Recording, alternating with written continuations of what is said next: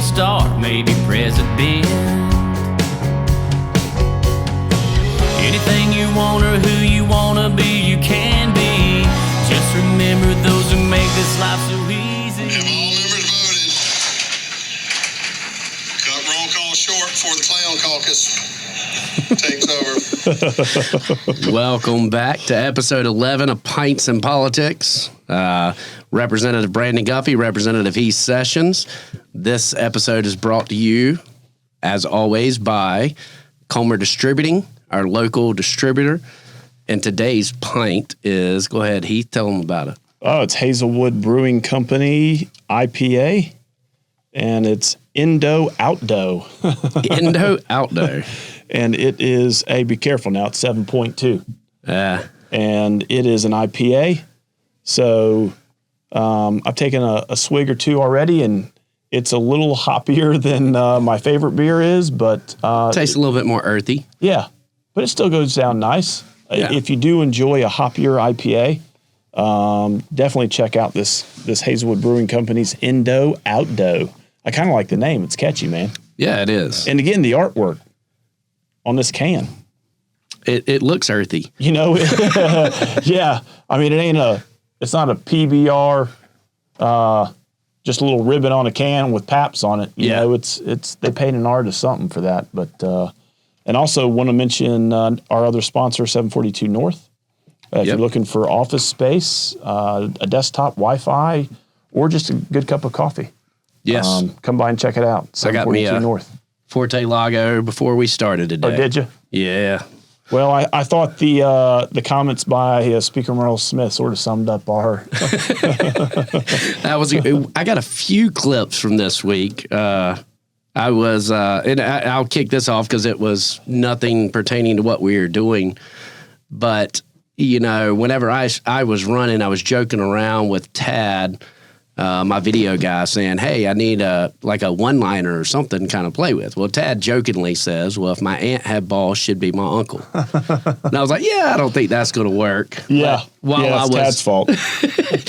While Tad's full of these low country sayings, you know, and so while I'm at Dr. Phil, we were talking about something in Dallas a month ago or so, and I made the comment, well, if my aunt had balls, she'd be my uncle. Well, then I'm watching the Bill Maher show, and I'm going to play this clip real quick. It was hilarious. Oh, hold on. Yeah, it should. Your aunt had nuts, should be your uncle. I tell you, it's catching on, you know, just spreading that fire, Guffey. Spreading that low country love. So what was he on, Bill Maher's HBO show? Yeah, he was on there talking about the launch of his Merritt Street Media, the media group that he kicked off, and his new book. So the book's coming out now. I think the shows start in April. And I tell you, I do appreciate his voice. You know, he's got the national name. He's got the access to the media and those types of things. So he's bringing awareness to some of the stuff that our kids are facing with this transgender stuff. Right. You know, he's really shining social media, a national spotlight on some of these things that are affecting the health of our youth. And, man, kudos to him for that. You know, he's got a megaphone that we just don't have. Well, anybody not yet anyway. Yeah. Anybody that goes by a singular name. I mean, Guffey's making the rounds. Well, if you got a singular name, people are going to listen to you. Yeah, that's right. So I mean, you got what? Cher, Madonna, Dr. Phil. Yeah, Guff's not quite there. Yeah, man. So, well, what'd you think about the budget, man? Ooh, all that and then some. Yeah, I mean, I think that our Ways and Means did a good job of getting everything prepared. As we spoke about last week, there was a lot of shenanigans going on during the budget. Yeah, there was. I was just looking over all the amendments, and, you know, you can't see it. I don't think the two listeners can see it, but, you know, this is an Excel spreadsheet. It's probably 2 pages. Just 1 page front to back, single space, though. And all of the gray are the amendments that got tabled. Correct. Which basically means they failed.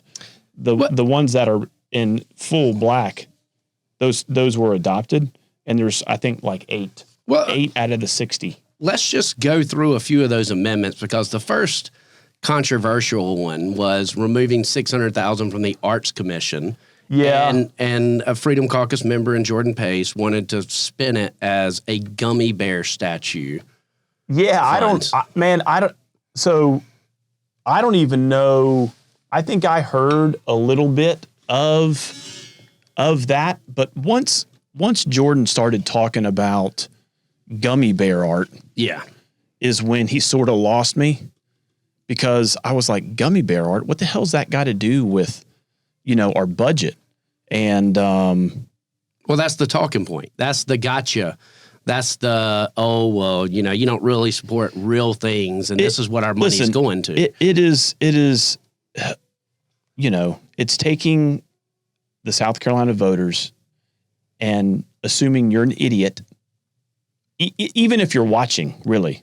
But it's, hey, we want to take $600,000 from the Arts Commission budget. Yeah, we funded this budget last year, and some local artist did a gummy bear, gallery display. And I guess he doesn't want, that's not a wise investment for the taxpayer, right? Correct. All would agree. And you and I are like, what gummy bear art? What the hell? So I just look across the aisle to we have two members, Rob Harris and Josiah Magnuson. And I said, hey guys, what is this about gummy bear art? What are you talking about? And I don't think they heard me at first. And I said, I think they were intentionally ignoring us a little bit with our banter. And again, it was right off the rip, right? It's the first line, it's First Amendment of the day. And I said, hey guys, you're trying to trim $600,000 from the Arts Commission budget.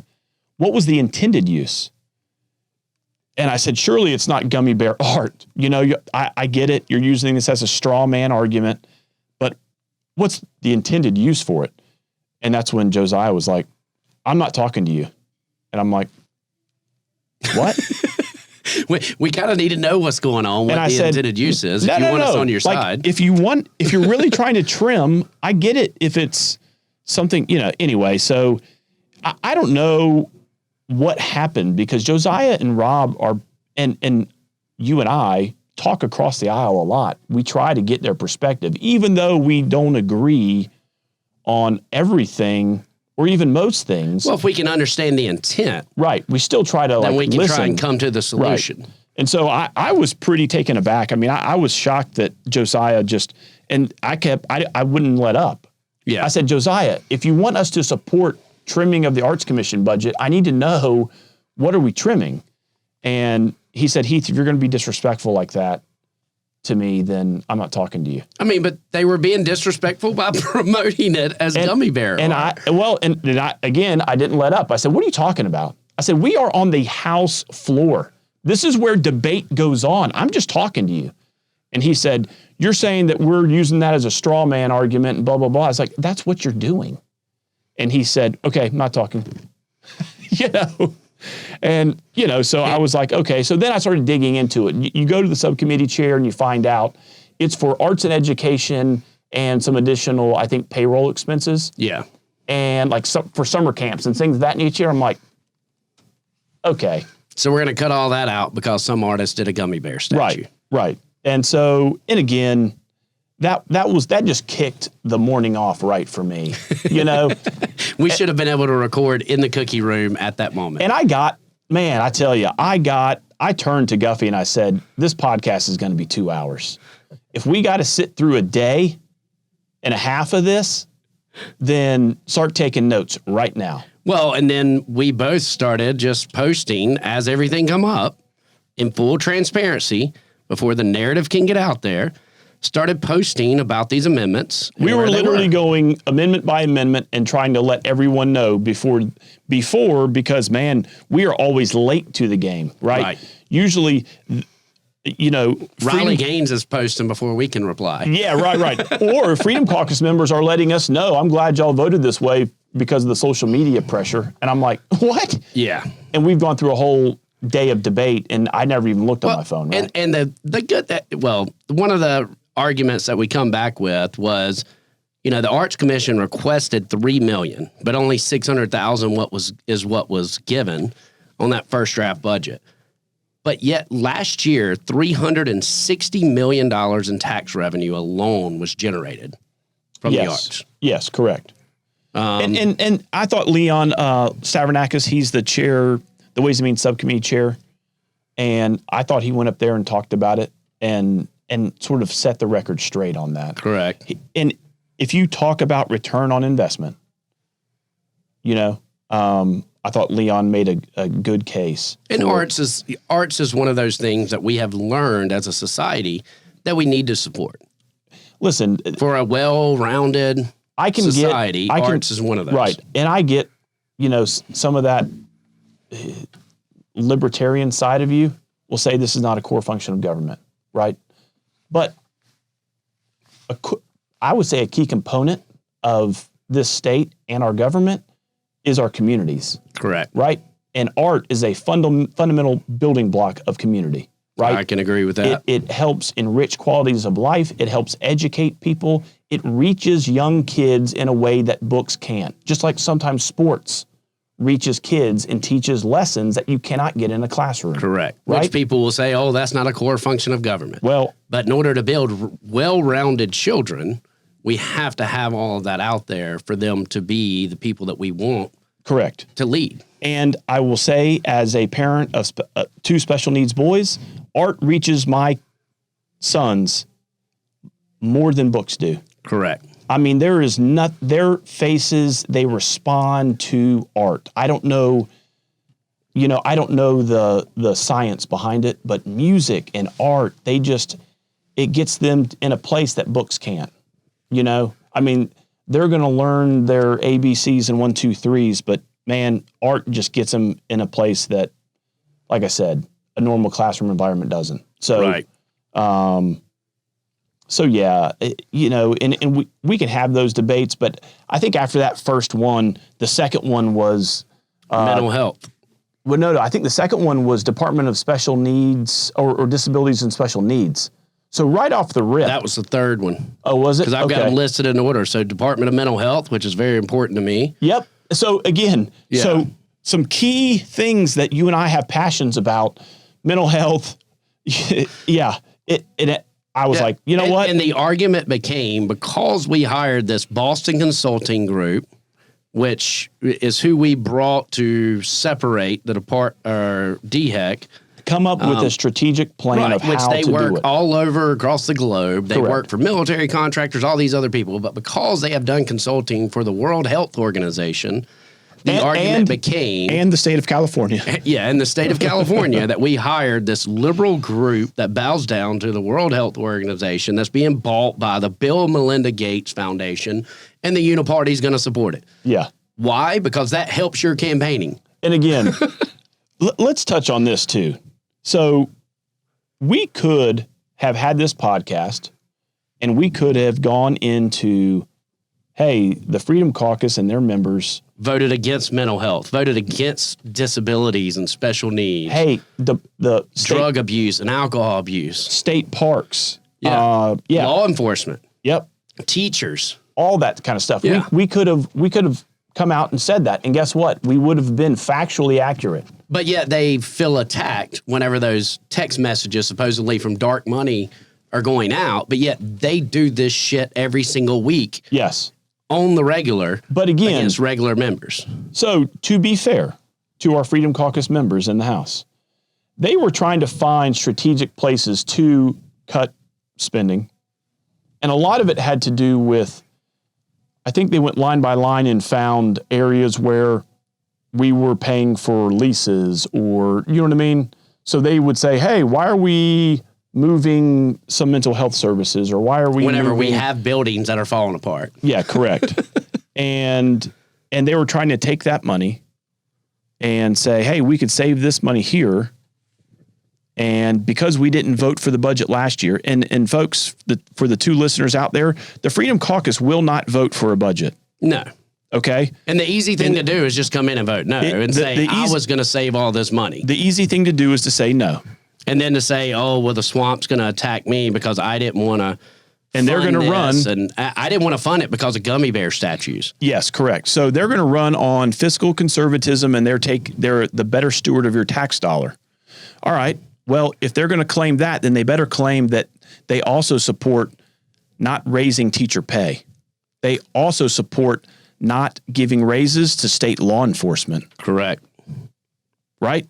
That's Because that was argument. because that was in the budget. But one of the things that they wanted to do. So Yeah. this year, because it's an election year, and they knew they were going to get hung with their budget votes last year, what they started trying to do is trim line item by line item, but money from the Arts Commission, money from mental health, money from economic development, money from DOT, and say, hey, we want to give this to our local sheriffs.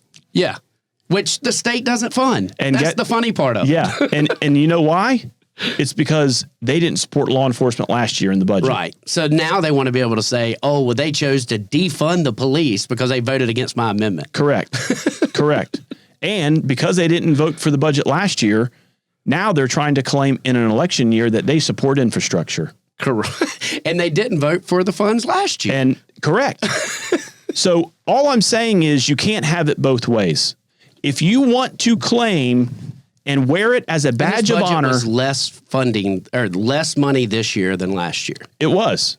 And the argument is we're spending a record amount of money. No, just simply not true. Yeah, we spent less money this year. And then, but also what the Freedom Caucus did when they make that claim that, you know, we're spending more money this year than last year, they were including the 600 some odd million of tax cuts. Because technically they were saying that's still government spending. Yeah. I'm like, we're giving it back to the taxpayer. And literally they use that 624 million or whatever in property and income tax relief Right. as part of the spending package. Correct. I'm like, Maybe we should have took that away and gave that to law enforcement. get out of here. So, Well, you know, again, for the two listeners, a lot of times this budget week is political theater for some. yeah. Well, the other important one that we had was Health and Human Services. So the argument became that we are funding Planned Parenthood, which provides abortions, and therefore we are going to vote against funding Planned Parenthood, period, which we have lost in a federal court 3 different times. Correct. And it's costing the South Carolina taxpayers $1 million every time we battle this in court. And now again, folks, we may not agree with the court rulings, okay? Because what the court rulings basically said was we cannot defund or take away a choice for patients to go to a clinic Right. of one that says Planned Parenthood on it. And the I think that's economic what- impact was like what, 30 million to 5 billion that it would cost state taxpayers if we accepted that because of the court ruling. It threatens Medicare reimbursements, which is Correct. a federal program. But at the same time, we passed a heartbeat bill this Oh, year, excuse me. I think I said Medicare, Medicaid. But we passed a heartbeat bill this year, which says that Planned Parenthood or anybody else cannot use those funds for anything that violates that law. That is correct. So therefore, this argument that we've had in the past of Planned Parenthood funding abortions, that is simply not the truth. But you're trying to pull away all health and human services, such as, the pap smears or Prenatal care protection. checkups. Yeah, right. And we simply cannot do that. And the courts have backed us up on that. So while we are still funding Planned Parenthood, technically, but that's because it is a federal program. Yeah, And well, it's part of our budget. and it's not like we haven't attempted this before. We've lost 3 times. Years. Right? So Yeah, we've been attempting it for over a decade. we have traveled down this road. Because it makes great campaign material It for all does. those people to say, I chose to defund Planned Parenthood. Yep. Or to say anyone that voted to fund Planned Parenthood are baby killers. Now, Correct. in the past, I'm going to say that's a valid argument. If you're funding them and we have no abortion laws, but Right. now we have abortion laws in place. Well, and you've also educated yourself. Right. Right? I mean, we've asked those questions. We've been in state government now for a year and a half. And so we know a lot more than we did when we were just running around, mowing grass and knocking down trees. You know what I mean? Correct. And, So- and the whole plan, and granted, we will have an amendment coming back in H2 Absolutely. to hopefully address this a little bit more. This is H1, which is our first take on the budget. Then it goes to the Senate. The Senate will get their version, and they will add in the appropriations, which people call us pork or earmarks. Yep. So all these people claiming pork and earmarks, they're not in this budget to begin with. They will be in the secondary version of the budget. But that will come back to us, and we get our bite at the apple at that point. Yeah, and it's typical. Budget will always go to conference committee. Yeah. So once the Senate, I think we have next week and another week. So we have 2 weeks of work. Then we go to furlough, and then we have crossover week. Correct. So I think in that time, and then thereafter, the Senate's going to be developing their budget, get it back over to us. Mid to late April, is it? I didn't put in appropriations this year because we got $25 million for York County last year to offset the blue granite cost. I didn't really get requests. I had sent out messages asking for requests, but hadn't gotten any. I haven't gotten any. I mean, I have to rely on my council members to send that information to me, and some of them don't want to talk to me. I think I had one for some bulletproof vests for the fire department. Yep, fire department in which I think we just all signed on to that one in Rock Hill. Did you file it yourself? I filed it, but everyone's. I think all of us were talking, and I asked Tommy. I was like, "Hey, just because it's a Rock Hill fire station, so yeah, I've got that one in. It's for like $12,000. Yeah, but and there may be some big, but that's what people would consider earmarks. Yes, correct. Right, and this is our local fire department saying, "Hey, we need bulletproof vests to apply at certain instances." Correct. So, I mean, there's things that schools need, city or county councils need, or county government needs, whether it's can we have some additional funding for a fire truck or we needed a playground cover at Field Day Park last year. Correct. Because the fly balls were coming over and landing into the playground area. So we needed a playground cover. So that was one of the things that we requested for the budget last year. Yeah. So for the most part, I try to stick to infrastructure. Yeah. And I helped sign on with the City of TK Police Department for their request for body cams, updating body cams last year. And a lot of times it's for those one time. Correct. Not recurring. No, not at all. Recurring stuff usually try to get into a budget. Earmarks or appropriations, as they're called, are for one time. Which in this budget, our non-recurring funds were the lowest since 2018. So I want people to think about that. So everyone says you're not cutting the budget or anything else. The lowest amount of non-recurring funds in this budget has been the lowest since 2018-19. So to say that we're not cutting is an outright lie. Yep. And, that also probably includes a lot of that one-time money that we got from during COVID and all. Now, at the same time, our capital reserve fund is the highest since 2015. Oh yeah, I think our debt limit is 5%, and we're somewhere floating around 0.25% as far as borrowing. So, and it's important to know that with our budget, we don't get to print money like the federal government. The federal government is a joke whenever it comes to this budgetary process. I mean, even our president's requesting way more money than what is even in the budget. And we're just making up numbers because we can print money on the federal level. But on the state level, we have to balance a budget. Yes. So we can't add in things that are not part of what revenue that we are expecting. Yeah. So our revenue is going to go up just because we are according to the latest stat, South Carolina is the fastest growing state in the entire United States. So we've got all these Yankees moving in. And we're collecting their tax revenue. That's going to increase the amount of money that we have coming in. Yeah. And then we have to ensure that we are funding things properly, which luckily a few years ago, before we were in there, the big tax cut happened. Yep. So we're in year 3. Every year since we've been here. Right. A lot of the income tax cuts, all of the income tax cuts have already been set. Correct. Right. It incrementally steps down. Year to year. So that's already part of it. All in all, I think, the budget was what it was. We've got those priorities of reducing taxes.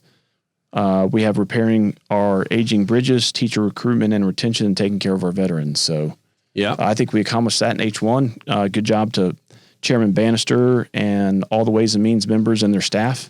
Thought they did great. Yeah. So another item that we sort of prevailed in the budget discussion was a lot of the amendments that the Freedom Caucus offered and various members of the Freedom Caucus, was they wanted to cut line items by 10 million, 3 million, 600,000, 2 million. And a lot of their reasons was, say, for instance, mental health, Department of Disability Special Needs, Health Department, all those things are moving from Bull Street, where they are now, over to a new campus across the river, I think in West Columbia, maybe. I'm not familiar with that. Well, the lease that was set up has failed. So I'm not right now, but no, that's just one small one. But and I'm not familiar with that case or that properties, but I don't want to speak to that. What I want to speak to is there were several members, Representative Pace out of Berkeley County, kept making the comment of, we already own these buildings, these old buildings on Bull Street. And if you're from South Carolina, everybody knows what I'm talking about, that old mental health campus on Bull Street. And I think Pat Conroy made it famous in his books. But what they argued was, we should stay in those old buildings and renovate them because we own them. Why not just spend money and renovate it? correct. You know? But we know how much it costs by renovating. No, we don't. Well, it's we not know and estimated. It's not universally accepted amongst all the members of the House because Representative Pace started talking about, for a few $1 million, we could renovate this space. And immediately Don Chapman runs over to me. Yeah. Don Chapman out of Anderson. Architect. He's an architect and he's a contractor. Imagine that. Well, guess what I do? I develop commercial real estate. So him and I started running numbers, and I started asking staff about 200,000 square feet. No, well, that's where they're in now. I think they're moving to something like close to 450,000 square feet. And we started running numbers, and it was through the roof. You're looking at $700 million for 400,000 square feet. I think it was somewhere along the lines of 200 something million. Now, granted, but again, that's just an estimate without the land. Yep. And without public infrastructure and all that stuff. Because again, I didn't want to speak to the site they were referring to in the lease, like we're leasing this new from a private management company or whatever. We were talking about, hey, if you go and build a whole new building and campus that would house health and environmental services, it's going to cost you X, right? Yeah. And so we started running numbers, and it got down to, it was pretty comparable to what the lease was. Well, the chink in the armor in the argument was Representative Pace was taking what we are budgeting for a lease agreement per year, and I think it come out to like $16 million. Yeah. For an agency.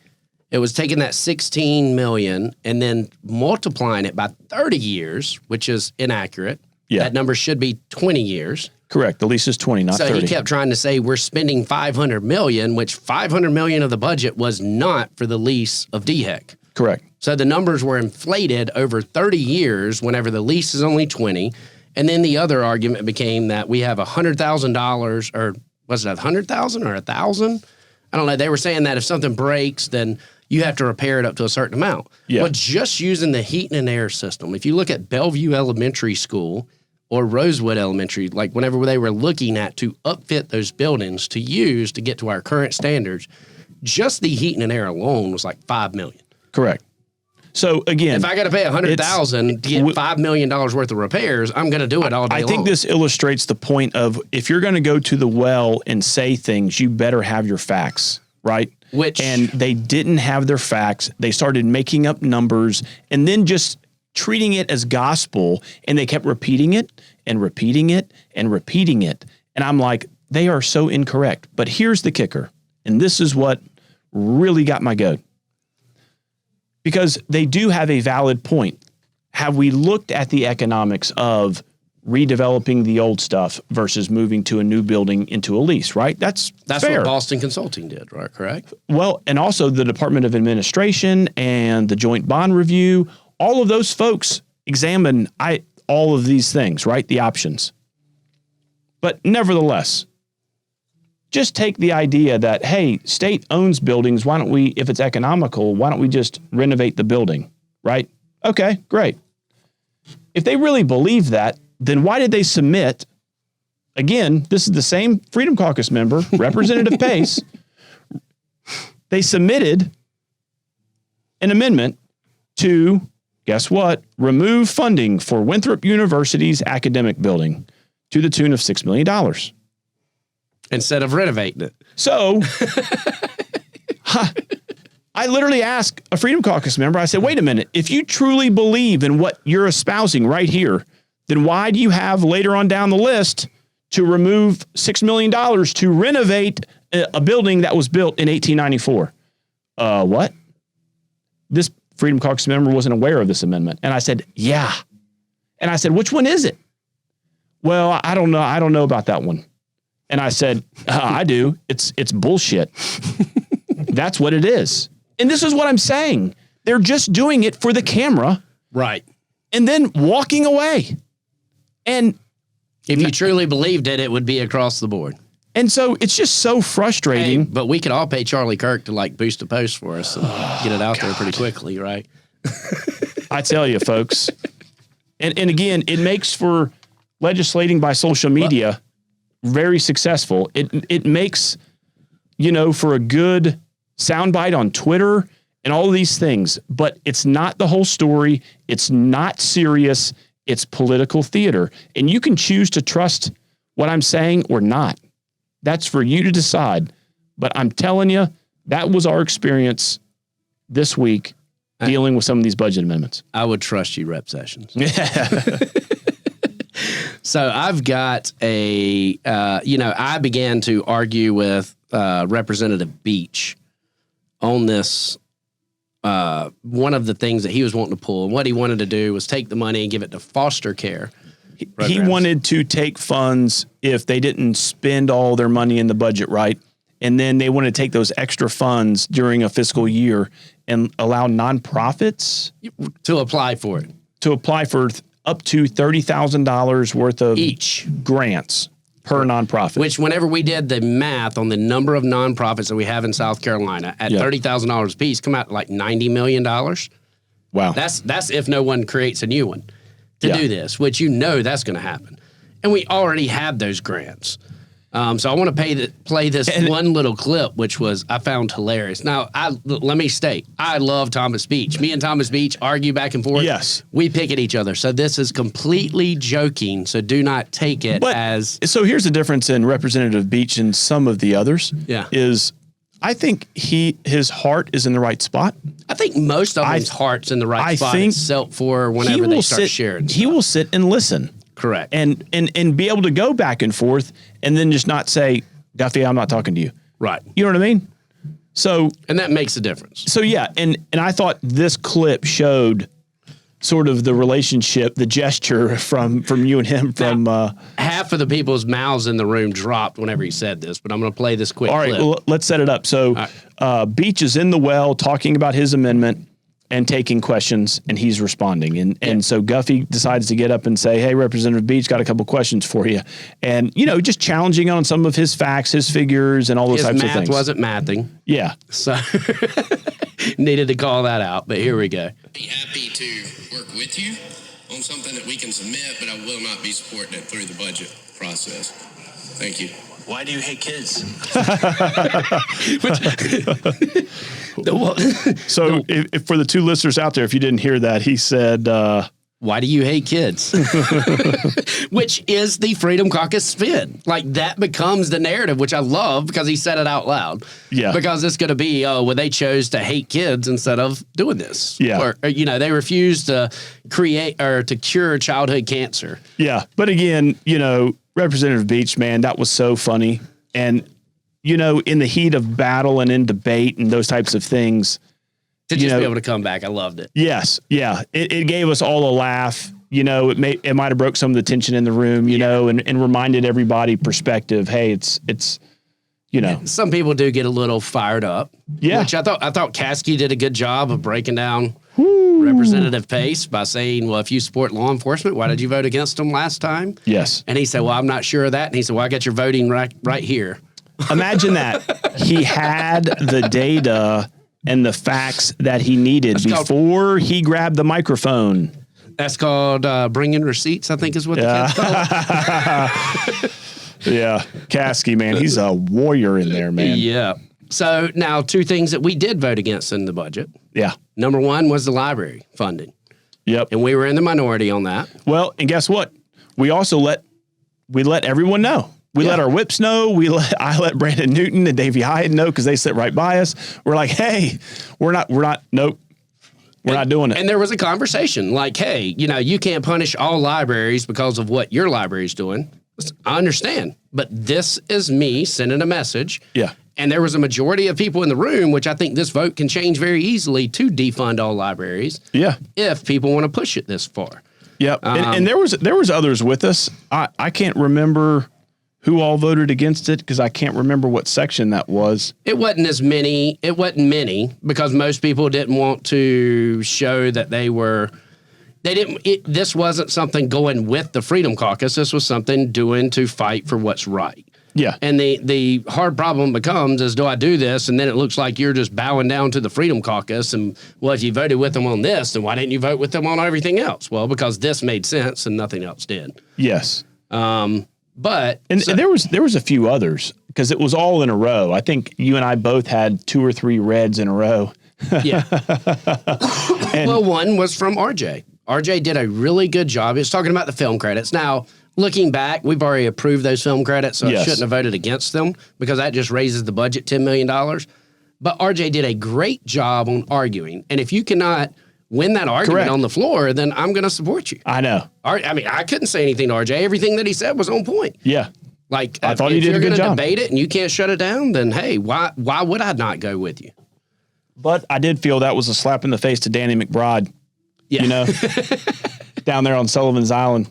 But that was something that we approved. Righteous Gemstones. Yeah. That was something that we approved last year whenever we were talking about giving this film credit. So therefore we had to budget for it this year. So even if we would have voted and RJ's amendment was to pull that money out, well, guess what? Our budget just went up $10 million because we've already guaranteed that money through a previous vote. Yep. So it makes it a little bit more difficult. So yeah, and this is just round 1. Yeah. We still have the whole library funding reason behind that. Well, folks in York County know. I mean, we had a woke reading program. That was a few years ago. Whenever I first got elected to county council, So it's your fault.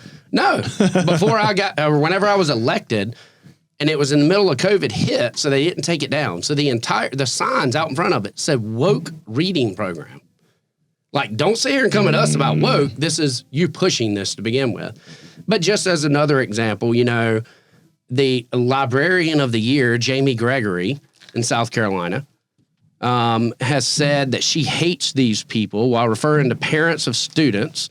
And a post that was made 2 years ago, she brags about my 14-year-old was able to add to the discussion his English teacher started today about Gender Queer, which is a book, being removed from Greenville County schools and why it shouldn't be. Now, for those of you that are not familiar with Gender Queer, these are literally cartoon images of earmuffs, of he, she, blowing he, she. Fellatio world. Yeah. And it's stuff that's not appropriate. Kids masturbating and males having sex. Like, these are drawings in the book. Yeah. It's like comics. Yeah. And matter of fact, if you try to post the image on Facebook, you will get banned, which I got banned for 2 weeks for posting an image out of that book to begin with. Yeah, I would say it's in the style of like King of the Hills style comics. And if you want to put it in the adult section, I have no problem. Adult books, adults are free to do what they want to do, but this does not belong in the children's section of a library. And listen, you can try to twist it, bend it however you want. There's appropriate content for kids and of all ages, and this is not. And if you're trying to push it on a kid, it makes me wonder why I'm allowing you to breathe, truthfully. Yeah.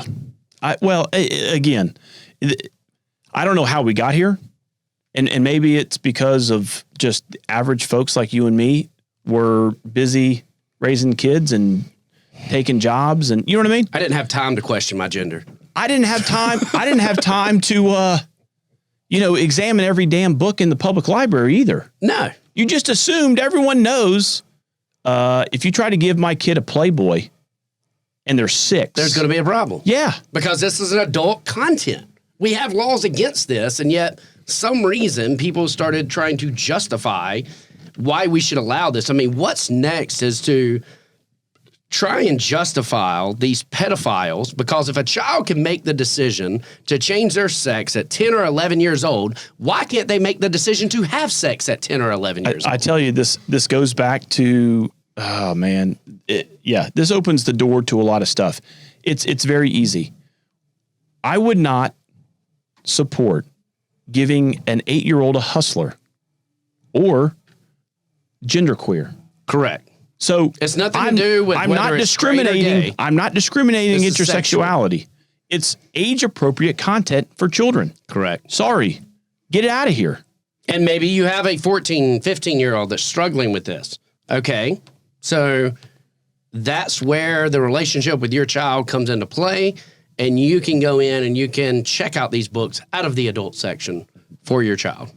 It's not the state's government or the state's job to raise your child by giving them all this information, because as my child is picking out a book in the library, I'm not trying to confuse him at the same time. It's XX. So we'll get XY. off that before I blow a gasket here. I tell you, that's a thing for me too, man. I don't know how it's that complicated.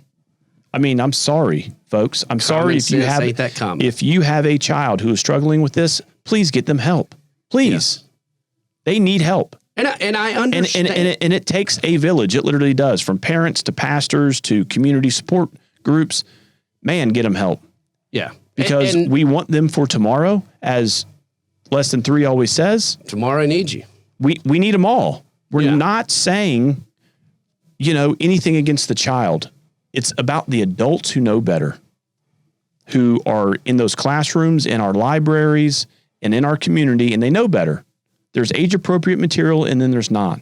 And it's tough as a parent because you love your child and you see them struggling. I get all that. And I don't know that I can, give the perfect solution in that scenario. There is not. There's not one. But what I can say is, if your child, and let's look at it in simplistic terms, if your child thinks that they are a dinosaur, do you confirm that? And even though if they were to commit suicide, just by you not confirming that, do you blame yourself? So now you say, I have to approve all of these false narratives, or do you try to get them help? I think you explore and expend all options to make sure they have mental health support. Yes, I agree. And Which we are failing in South Carolina. Correct. And that comes from professional psychologists, psychiatrists. It can come from your pastor. It can come from, adult mentors who are family, like uncles, aunts, whatever. It can come from brothers or sisters, or mom and dad. But if your aunt has balls, she'd be your uncle. Oh, boy. Just had to put it out there. All right. Let's take a break. All right. So, any more budget discussions? I think we covered it. Okay. I mean, we can. One thing I wanted to talk about was, I don't know about you, but have you been getting the emails about our health czar? I take that as a yes. So they typically go to trash can. Yeah, right. So a few weeks ago, prior to the budget, we voted on a restructuring bill regarding breaking up DHEC, health policy, Secretary of Health, all that kind of stuff. And we got and I don't know, because I don't live on social media, but we got a lot of emails about this is too much power for one person. You can't do all, so on and so forth. And we should keep it the way it is, and on and on and on. And I'm like, what the hell are you talking about? Like, the way that it is, it's a board that is selected. It's an unelected 7-member board that has the same power. And it's hard to fire them. Yes. There's no accountability, and it's inefficient as all get out, right? To make a decision, you got to get 4 out of those 7 board members to agree, and that's difficult. Instead of, let's just make a Secretary of Health who reports to a governor. right? So he's got to keep the accountability and transparency. He's got to run those departments. So there's going to be a health, there's going to be environmental services. Well, under the health is going to be the Department of Disabilities and Special Needs. And so for folks out there who don't know, as a representative, Guffey, I don't even know if you knew this, but if we get a few of our friends who are members of the House to request a legislative audit of any agency, we can do it. Nice. Did you know this? I didn't know this. Yeah. So if you think, let's just take the DOT. If we think the DOT isn't doing, I'm game. hey, Brewer, where you at? So I know Representative Brewer would agree. No, I'm kidding. But actually, I'm not. I'm kidding. Not really. So we already have 1/3 of the, I think there's 9 members who can request an audit from and legislative council. This is their purpose. This is their job. They will go and perform an audit of that state agency. Well, so the health czar fiasco and all of these emails just made me really want to look at, man, wait a minute. These are folks who are saying that DHEC is running swimmingly. I mean, that's basically what you're saying because we didn't change any law or anything. Right. All we did is it's a structure bill. We replaced Secretary of Health in place of the current DHEC director, right? Or the DHEC board. So this new position will have the powers of the DHEC board. So I started looking into this stuff and I found a legislative audit on the Department of Disabilities and Special Needs. And this is going to take a few minutes. And if this is going to get in the weeds, this is going to be nerdy. So if you're going to skip part of the podcast, this is the part. I'm for the weeds. But this is what the audit said, and this was performed in March of 2023, and I'm going to try to just hit the highlights. This is under the section, Changes Needed to Agency Structure. Department of Disabilities and Special Needs is unique in its structure and commission involvement as compared to other states. Other states' entities serving individuals with disabilities and special needs are primarily divisions of overarching agencies serving vulnerable adults, right? Their suggestion, and this is of March of 2023, there was also 2 other audits back in like 2014 and 2009, I believe, and they came to the same conclusion. This agency can thrive by establishing it as a cabinet agency. It may be the best initial decision for this department. Ding, ding, ding, ding, ding, ding. All right. That was what our legislative audit. It didn't say this would thrive if we create a health czar. Yeah, this is true. Right. Uh-oh. Got the drums coming back. Nah, that's fine. So it also listed 4 or 5 bullet points of inappropriate commissioner behavior, right? So it goes from violated FOIA requests, use their positions to access information and acquire assistance for their own personal needs. I mean, it goes on and on. Government waste. These drums are getting loud. I wonder if that's the 5-year-old. Probably. So literally it goes on and on about how from, I think it was 2016 to 2021, travel expenses alone just for the commissioners went up 60%. Right? I think gas went up. right. It also talked about, and this was a common acronym that I had to go back and like look up. It uses the acronym ANE, which stands for abuse, neglect, or exploitation. Yeah. Right? It talked about having a statewide adult abuse registry is needed. Apparently, folks who work for this department in some of these facilities are abusing, neglecting, or exploiting special needs adults who reside in those facilities. Here's another one. When they get terminated, they get rehired somewhere else. And because there's no common central database for this stuff. Correct. Also, the abuse, neglect, and exploitation that's being performed by these former employees, a lot of times don't even get recorded. They allow the employee to resign, and the reason is personal. sounds a lot like school administrators. Right? And listen, the list goes on and on and on. It talks about how. So just I just want to be clear. So instead of listening to the John Birch Society or Jonathan Hill, you decided to actually research this on your own. Yep. And come to your own conclusion. Imagine that. With some statistics and bringing receipts. I tell you. I mean, literally, all of these emails literally got me curious about, wait a minute, like, who thought DHEC was awesome? That's like saying the DMV's awesome. Well, it's not that DHEC, they're not saying that DHEC's awesome. What they're saying is we're creating a health czar. We're bringing Fauci to South Carolina, and what they're saying is stop that. But what they're not saying is this is the flip side of that. Yeah. Well, here's another one. And I actually called my wife and asked her about this. So, and they looked into wait times. So if you have a kid who's struggling reading, or you think they're dyslexic, or they have problems with speech and you need extra help, you can file for a waiver, right? And there's, I think, 3 major criteria. The 3 waivers are intellectual disability or related disability.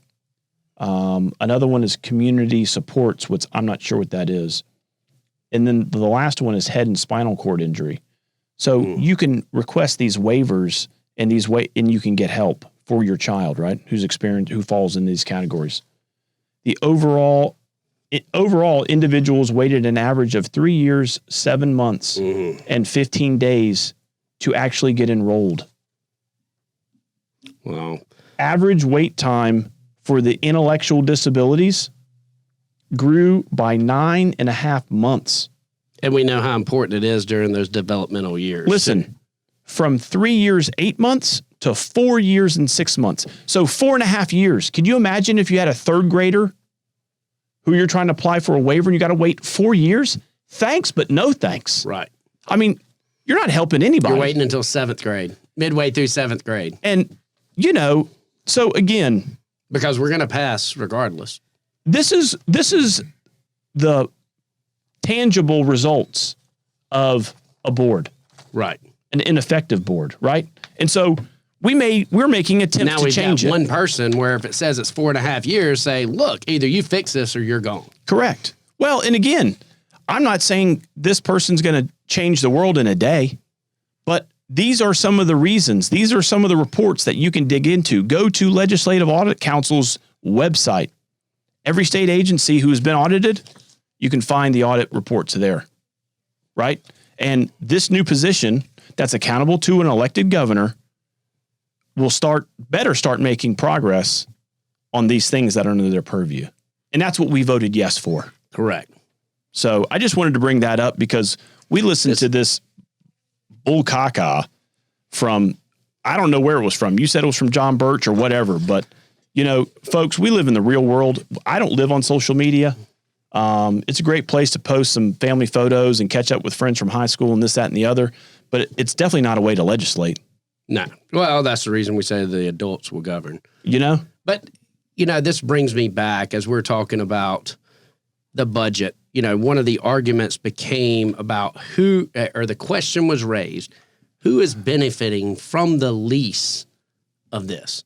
So I asked the question because I had another rep, and Rep Kilmartin come on and said, Brandon, it's a big mega donor that is going to benefit from this lease. So, right. So I start looking it up, and the name that he gave me, and I cannot remember the name right off the top of my head, but the guy got an award for like Jewish activism. He's got the Order of the Palmetto. He owns the majority of property in Columbia. I mean, at that point, it kind of becomes, if you own the majority of commercial property, there's a good chance it could be your property. Yep. And he may also be good at it. Right. Well, and I don't know. And again, I don't know this gentleman. Yeah, I don't know the first time we ever heard about any of this, and they stopped short of calling this person corrupt. Right. You noticed didn't that. have the balls to say his name. And well, no. If you're going to call someone corrupt and you're going to throw out these innuendos out there, then back it up. Show it. This goes back to them saying the Republican caucus was running ads against them. Now that's changed, and they kept saying, oh, yeah, I have proof. I have proof. Not once has proof come out. Not once has it shown that any Republican caucus funds are running ads against you.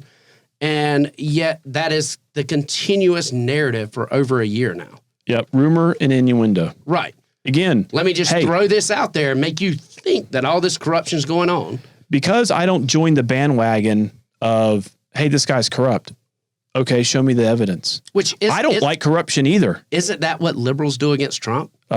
Is just throw out these innuendos? Again, if everyone's a racist, no one's a racist. Right. And if everyone's a rhino, no one's a rhino.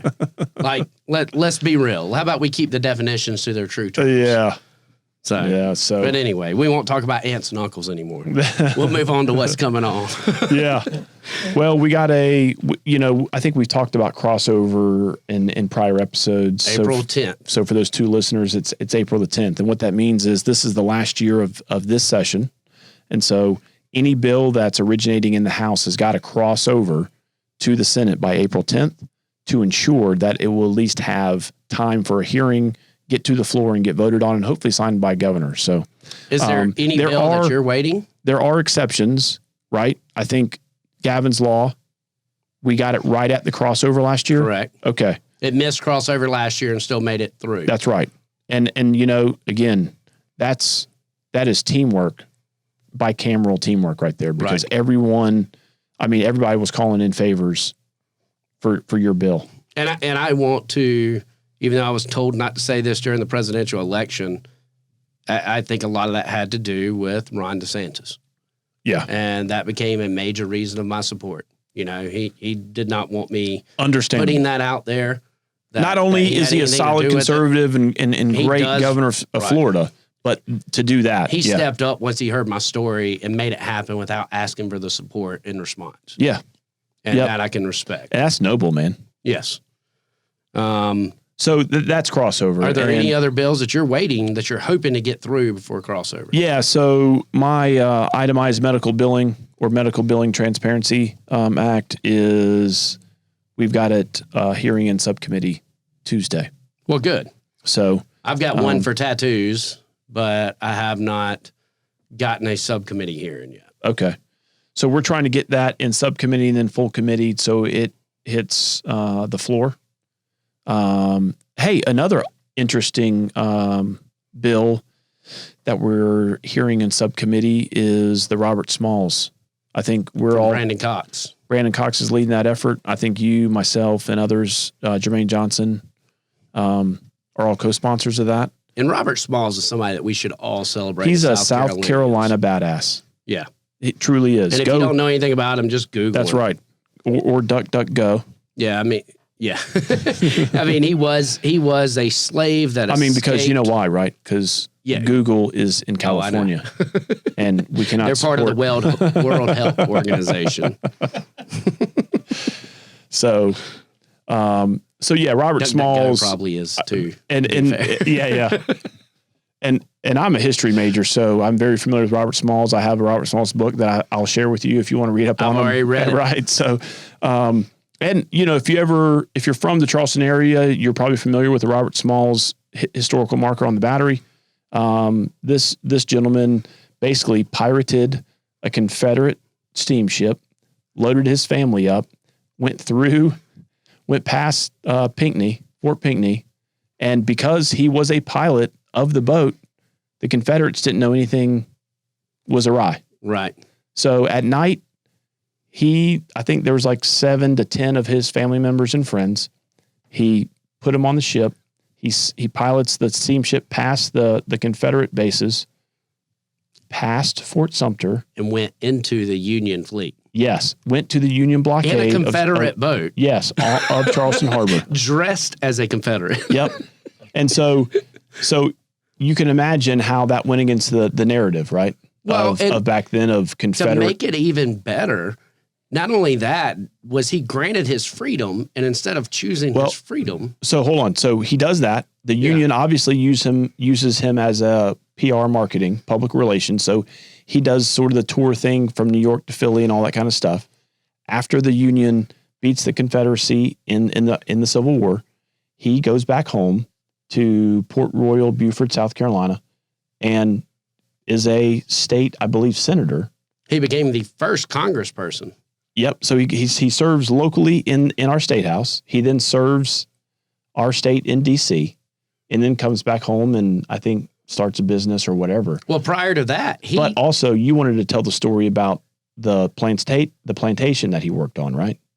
No, well, I was going to say that not about the plantation. Okay. I was going to say not only did he get his freedom by the Union, but then he began to captain and help the Union soldiers fight against the South. Oh, yeah. When that was putting his life on the line, where they wanted him to do more PR work, he decided to fight and put his life on the line. Yep. Then he left to do the PR work. Yep. And so here's another cool thing about this whole story is Robert Smalls in everything that he did, he showed compassion. His former master, when the war was over, and I forget the white guy's name.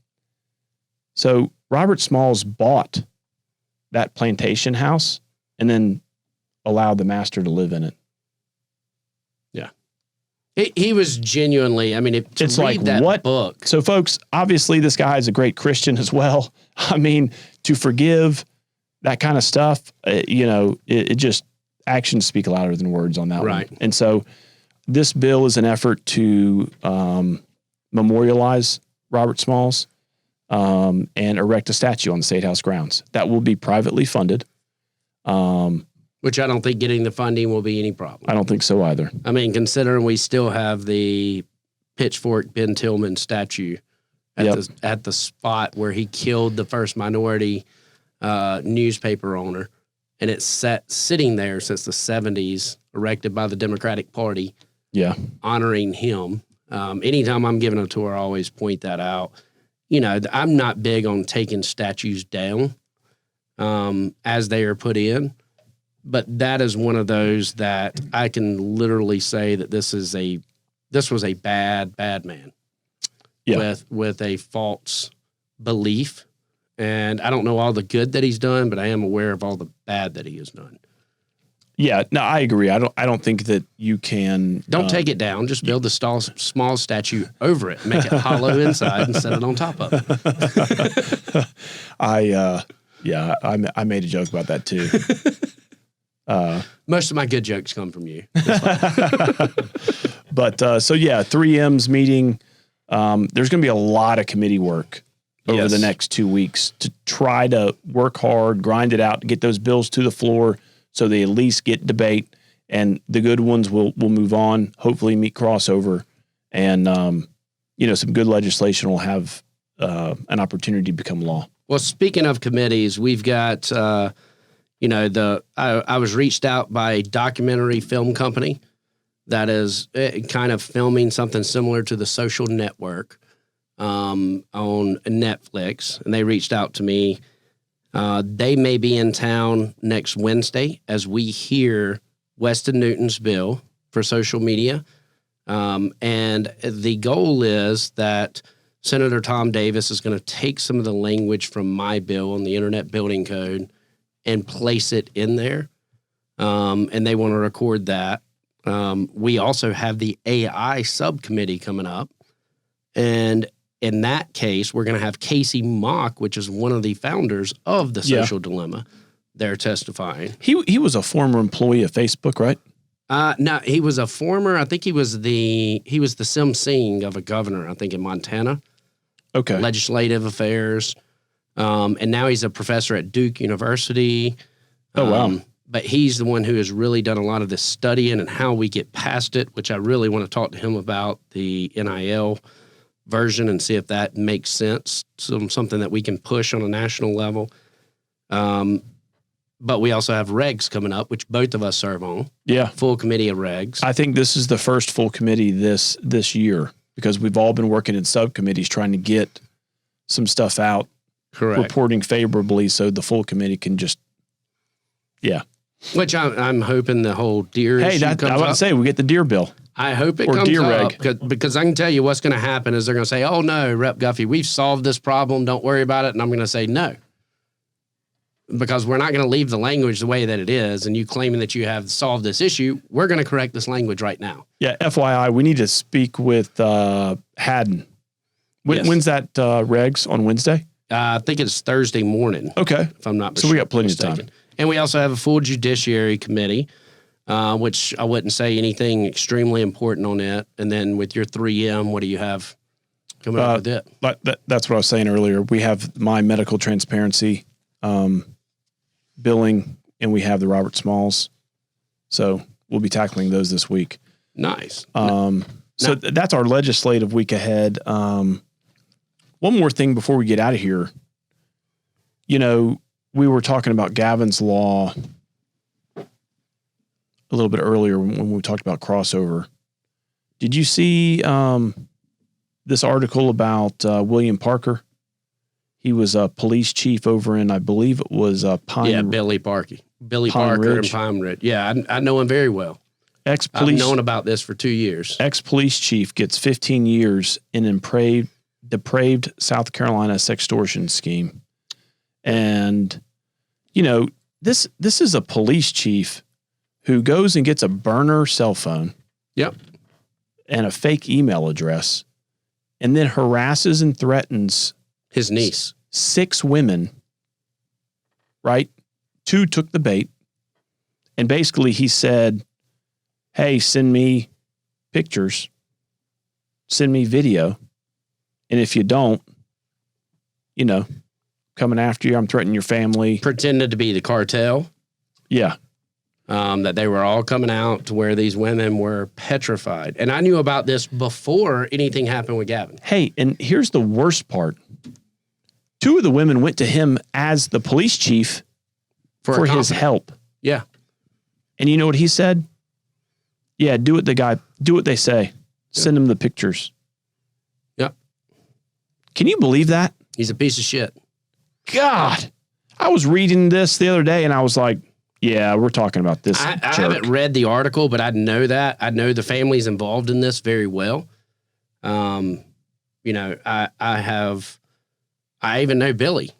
You know, I've met and talked with him prior to everything happening with Gavin. You know, I've had in-depth conversations with him. I've had in-depth conversations with his family. And to believe that something like this would have happened is unconscionable. Oh, man. And hopefully 15 years will be. And now, this same police chief, supposedly, if you were to research him, had a situation where he had to shoot his son a few years back. Mm-hmm. Claimed that his son was on drugs and Drugs. coming after him, and he shot his son. Now it makes me question, was his son trying to come out with information on him? Yeah, I don't know, man.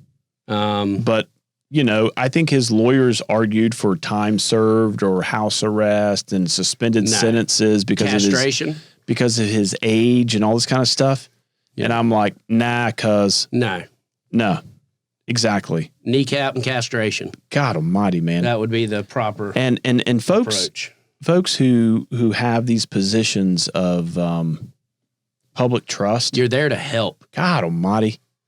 I mean, I just couldn't believe it, man. I mean, this gives this is the bad apples that we're talking about. Yeah. You know, that give law enforcement. And we should make examples of those God. bad apples. That Yeah. becomes the problem whenever we are letting them off or anything else. That's where this good old boy network comes in, and we've got to make examples of people like that.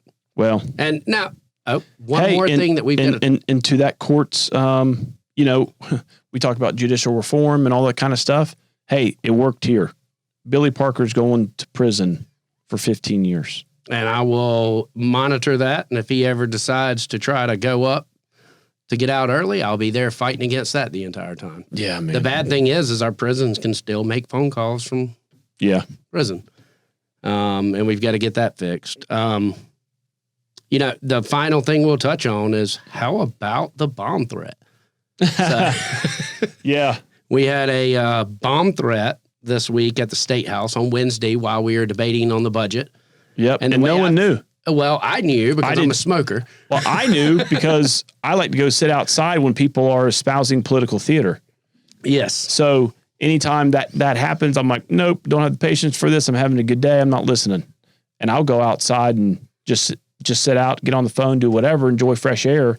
And and Katie barred the door because they were like, no, you're not going out. I think I was the first one allowed to go out because they were like, we really recommend you not going out, Rep Guffey. And I said, yeah, I'm not smoking in the garage. I'm going outside. I think I'll take the risk. So I forget her name, but she blocked the door when I was trying to get out of the cookie room, and she goes, no, you can't go out. And I go, why? And I look out and I see military garb guys, I don't know if they're National Guard or SWAT or what, but I saw them. Supposedly someone threatened the State House with 6 pipe bombs and an AK-47. Yeah. And that's what they were protecting us from. Yeah. And in the Sergeant Arms office and protective services, that's their job. So they said, nope, you're not going out. Second time I said, man, I really can't take this hot air coming out of the chamber. And she said, well, go to the Sergeant Arms and tell them that you feel that your constitutional rights are being violated. and then I can if he says yes, then I can let you out. So I went over to him and I said, hey, and he starts busting out laughing. I said, I'm just busting your balls. Well, but we want to thank everybody for tuning in again. Yeah, man. We'll wrap up episode 11 of Pints and Politics. Yep. Thanks for those 2 listeners out there. And until next week, we'll talk to you then. Yep. Have a good one. Beauty queen, diamond ring, football star, maybe president. Anything you want or who you want to be, you can be. Just remember those who make this life so